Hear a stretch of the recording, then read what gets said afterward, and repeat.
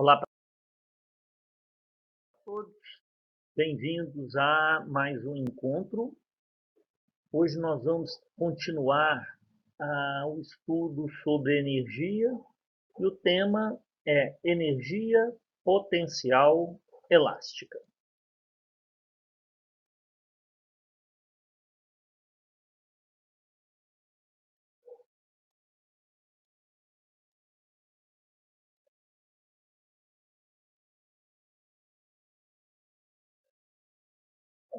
Bom, para começar, eu vou recomendar para quem não leu ainda o texto do Richard Feynman sobre o que é energia.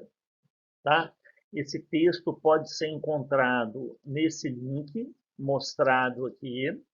Vale a pena a leitura, é um texto pequeno, mas ele ajuda muito ele faz várias analogias e ajuda a compreender melhor alguns aspectos da energia. Lembrando que os 4 principais aspectos são conservação, transferência, transformação e degradação. Tá? Quando a gente fala em energia, essas quatro, é, essas 4 propriedades, elas estão sempre associadas à energia. Bom, no material anterior, né, esse daqui, nós vimos um pouquinho sobre o conceito de trabalho e o conceito de energia cinética. Tá? Então, agora nós vamos estudar a energia potencial do tipo elástica. Esse material que eu preparei, ele está muito baseado num roteiro do professor Helder Figueiredo e Paula. É um material dele que chama Investigando as Propriedades Elásticas. Vamos lá. Bom, quem leu o texto do Feynman deve ter visto aí que o autor ele associa energia, ele faz uma analogia da energia com bloquinhos de madeira. Ou seja, eu posso pegar os bloquinhos de madeira e criar uma casa, uma igreja, um muro, um carro, né? E para ele, a energia tem esse aspecto, ela muda de forma, então ela pode ser uma energia cinética, energia química, energia elétrica, né? Tem outras formas de energia aí, energia térmica, mas a quantidade total dela permanece a mesma, sob certas condições. Ela transforma, eu posso transferir energia, né, de um sistema para outro, eu posso utilizar parte dessa energia para algumas atividades. Então, sempre pensar nesses bloquinhos. Lembra do Lego, né? O Lego ajuda muito nisso. Eu posso, com as mesmas peças do Lego, construir objetos diferentes. Esses objetos seriam as formas diferentes de energia. Tá? Bom, eu tenho aqui 2 imagens que mostram possíveis maneiras de eu armazenar energia. Olha lá. Quando eu pego uma mola e comprimo essa mola, eu estou, de certa forma, gastando uma energia para poder comprimir a mola. Essa energia que eu gastei, ela fica armazenada no sistema mola mais bloquinho. Quando eu pego um arco e flecha, a mesma coisa, né? Na hora que eu coloco a flecha no arco, estico o meu arco e tensiono o meu arco, eu estou armazenando uma energia nesse arco e flecha, ou seja, eu gasto minha energia, eu realizo um trabalho, porque eu estou fazendo uma força para poder esticar esse arco, né? Então, essa energia fica armazenada no arco, né? Bom, em todos os 2 casos, né, essa energia armazenada está vinculada a propriedades elásticas da mola e do arco. Isso é o que eu chamo de energia potencial elástica, ok? Energia potencial elástica. Lembra que antes a energia cinética estava ligado ao movimento do objeto, né? Aqui a energia potencial elástica está relacionado com a posição, né, que um determinado sistema ocupa e que dessa forma armazena energia.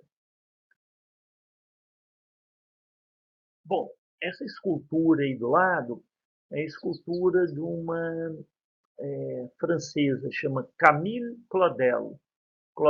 Depois você procura saber um pouquinho da vida dela, é muito interessante.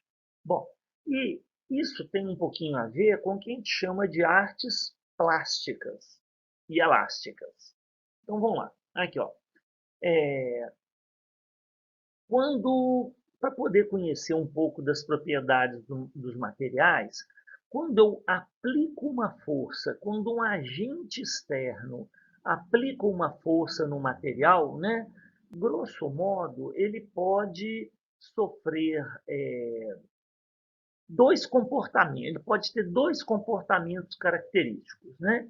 Um é aquele que o material retém, na hora que eu aplico uma força no material, ele retém essa transformação, e o outro, o material que não retém a transformação.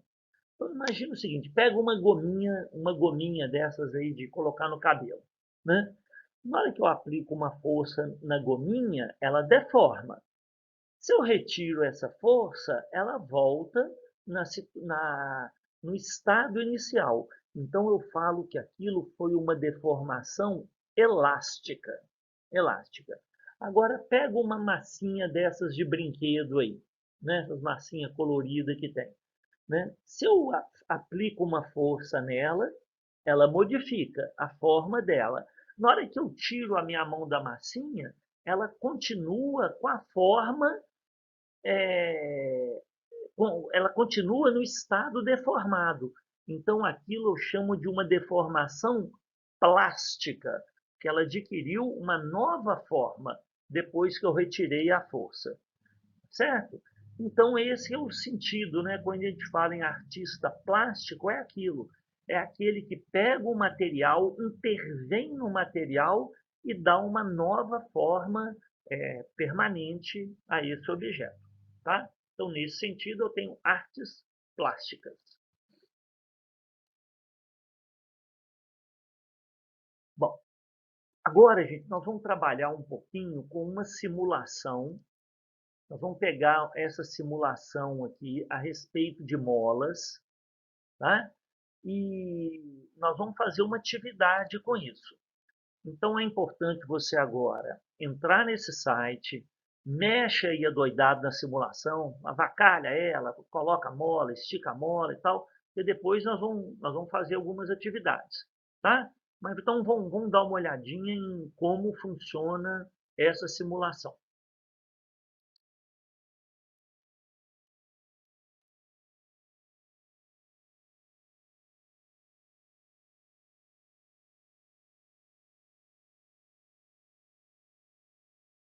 Então, eu tenho aqui os objetos que serão pendurados na mola, são esses aqui.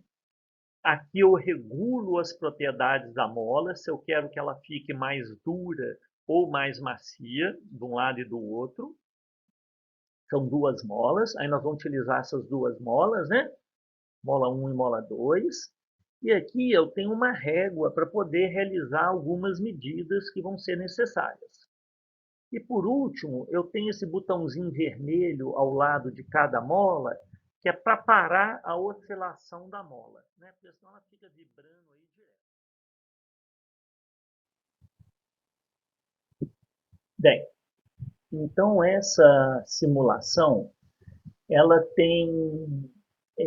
ela permite várias modificações para poder estudar as propriedades elásticas das molas. Então vamos lá. Aqui, ó, eu posso modificar, olha como é que vai mudando a mola, ela vai ficando mais grossa ou mais fina, né? Ou seja, ela vai ficando mais dura ou mais macia. Então, aqui eu modifico isso. Aqui, ó, a mesma propriedade da mola 2. Posso deixá-la mais dura ou mais macia. Essa linha aqui, ó, na hora que eu faço essa marcação, ela mostra a posição inicial onde está a mola, ok? Então, a mola ainda não foi esticada, não foi distendida, então essa linha mostra essa marcação.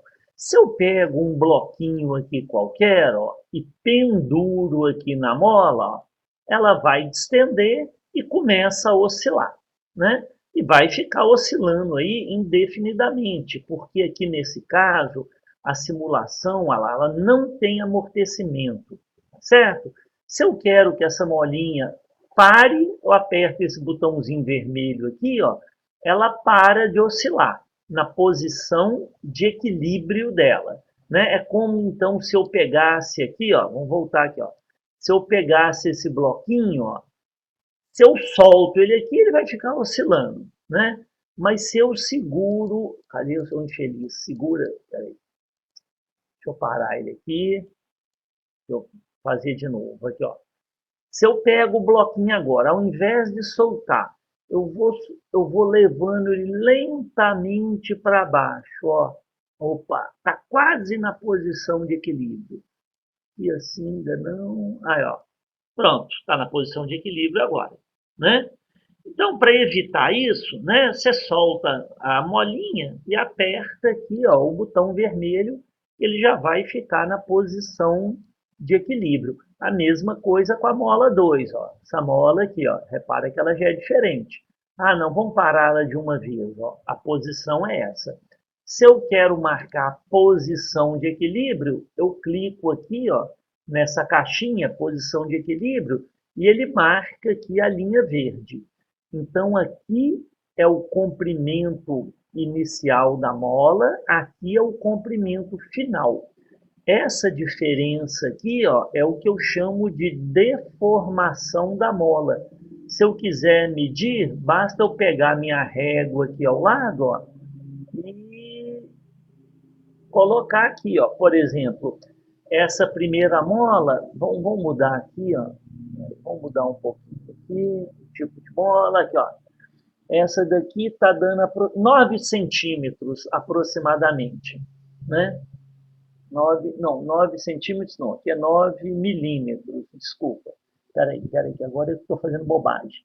5, 10, 14 milímetros, desculpa. 14 milímetros é a deformação da mola. Essa outra mola aqui ao lado, vamos mudar aqui também um pouquinho, ó. Essa outra mola já vai dar 11, 11 milímetros. Repara que um bloquinho de 100 newtons, ele equivale a uma força de 1 newton. Então, é como se eu tivesse com minha mão aqui, ó, puxando essa mola com uma força de 1 newton. Certo? Quer dizer, ambas as molas. Então, na hora de tirar o bloquinho, é só puxar ele de lado, ó, segura e arrasta ele de lado. Ele já cai e volta. Ó. Puxou, cai e voltou. Tá bom? Então, vamos fazer a atividade agora.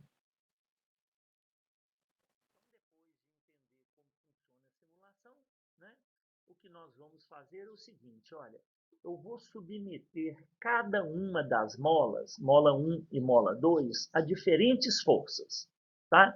Para isso, eu vou utilizar aqueles bloquinhos que estão lá embaixo, de 50, 100 e 250 gramas. Eu quero que você meça a deformação das molas, quando eu coloco o bloquinho de 50, de 100 e 250. Tá? Para isso que precisa da régua. Então, lembrando, o que é a deformação? Deformação é a diferença entre o tamanho original da mola e o novo tamanho após ela ser submetida a um esforço mecânico. Ou seja, é a variação do comprimento da mola. Então, essa régua aí do lado, ela está em milímetros. É importante você colocar o zero bem na posição inicial da mola, certo? Para fazer uma medida com muito cuidado. Então tá aí, ó, o tamanho original dela, essa linha aí, acho que é azul, mostra, e depois a linha verde mostra o novo tamanho dela, depois de submetida a uma determinada força. No caso aí, a força é o peso do bloquinho, né? E para essa situação que eu mostrei aí, ó, tá dando 32,5 milímetros, né? Então faz uma leitura com cuidado para você ter um resultado bom das medidas. Então vamos lá. Primeira coisa que você vai fazer na regulagem da situação é essa, olha. Na mola 1, você vai colocar a constante elástica da mola, vamos lá, aqui ó, na primeira marcação. E na mola 2, você vai colocar na primeira, não, primeira, segunda marcação, né? Que a primeira seria aqui. E aqui você vai colocar na penúltima marcação.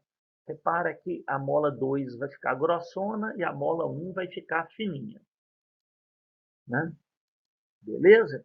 E aí eu vou pedir para você preencher a tabela que vem em seguida.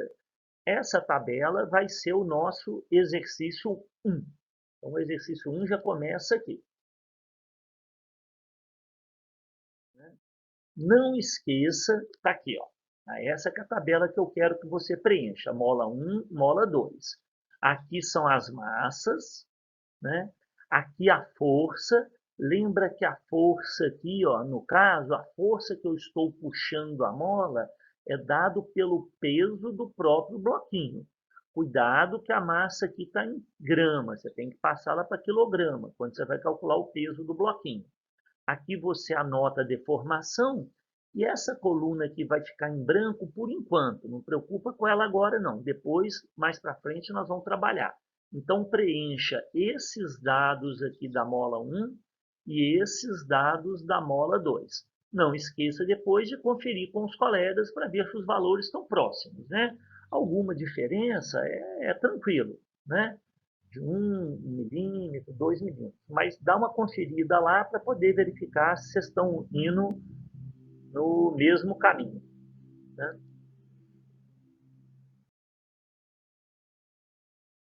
Bom, o exercício 2 agora, nós vamos construir um gráfico força versus deformação para aqueles dados que vocês obtiveram aí na tabela anterior. Né? Vocês já trabalham com o LibreOffice ou o Excel, né? Então faz um gráficozinho caprichado, não esquece de colocar título, nome nos eixos, a unidade que você está trabalhando, né? Faz e eu quero, se vocês souberem isso já, façam o mesmo mola 1 e mola 2 no mesmo gráfico, tá? Se não souber fazer isso, faz dois gráficos diferentes, um para a mola 1 e um para a mola 2, mas o ideal são as duas molas representadas no mesmo gráfico. Esse vai ser nosso exercício 2.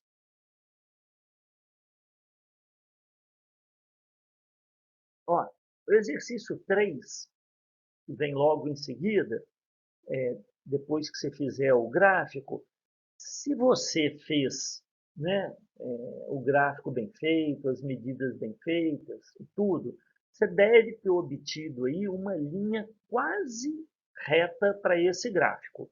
Lembrando que o ponto 00 é um ponto do gráfico. Ok? Bom,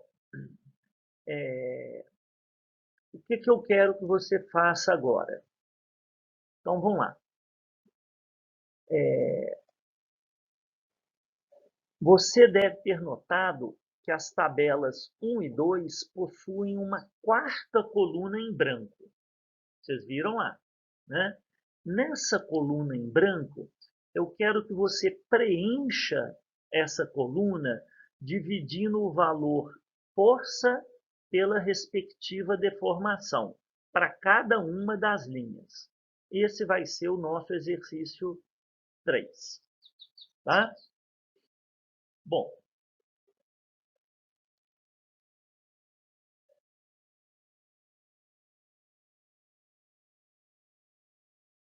então vamos lá. Se você preencheu a tabela lá, ih, tem um errozinho de digitação aí, não? Ó, o fato da razão tem um errozinho aí de digitação. Depois eu corrijo, né?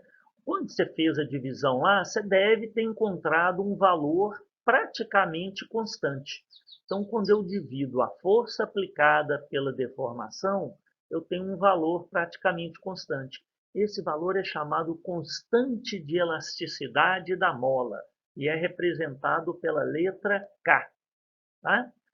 Bom, esse valor, né, de K, ele pode ser obtido também no gráfico, quando eu pego a inclinação do gráfico. Então, no exercício 4, agora, eu vou pedir para você pegar o gráfico da mola 1 e depois o gráfico da mola 2 e determinar a constante elástica usando a inclinação do gráfico.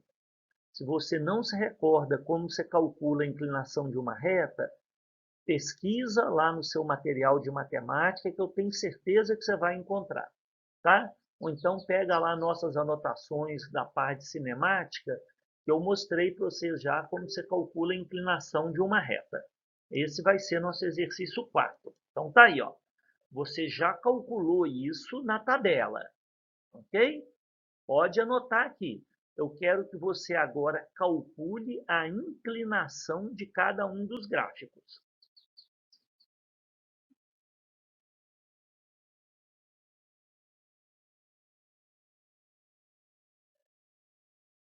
Bom, depois de calcular a inclinação dos gráficos e comparar com o que você havia feito nas tabelas, agora eu quero saber qual mola que você acha mais dura e a mais macia. É a que tem K alto ou que tem um valor de K menor? Me explica isso bem. Não é só falar assim, K alto, mola macia. Pronto. Não, eu quero saber o porquê. Né? Como que o valor do K te mostra se ela é mais dura ou mais macia? Né? E aí, olha bem depois o que você vai fazer.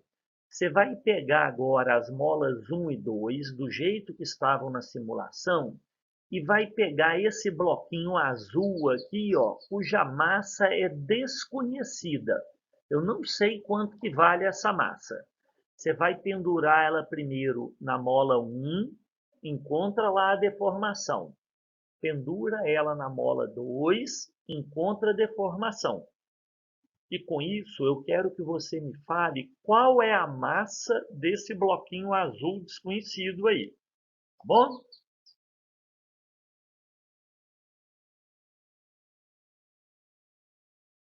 Gente, todo mundo, eu acredito, já tenha brincado numa cama elástica. Uma das maiores camas elásticas do mundo, ela está lá em Marseille, na França. Pelo menos até alguns anos atrás era lá. Não sei se os chineses já tem uma outra maior, né? Mas eu acredito que todo mundo já deva ter brincado aí numa cama elástica, né? É muito, muito bom, né? E toda vez, então, que você... Se você já observou a cama elástica, ela é cheia de mola do lado dela, né? Então, na hora que você pula, você deforma a mola, então existe ali uma energia potencial elástica. Essa energia potencial elástica, né, é que vai ser transformada e permitir o seu movimento. Então, aqui, ó, vamos ver o filmezinho rapidinho dela aí. Ó. Tá lá. A energia potencial elástica é transformada em velocidade e isso te faz ganhar altura, né? Lembra da transformação aí de novo, a energia potencial elástica transformando em energia cinética. E isso te dá altura, né? Não sei se vocês já pularam desse jeito, né? Eu nunca consegui, não. Se eu fizer isso aí, eu tenho que sair direto para o hospital, né? Aí, ó. Né? Muito gostoso, né? Então tá aí. Depois, quem quiser, pesquisa um pouquinho aí sobre a maior cama elástica do mundo. Então vamos lá.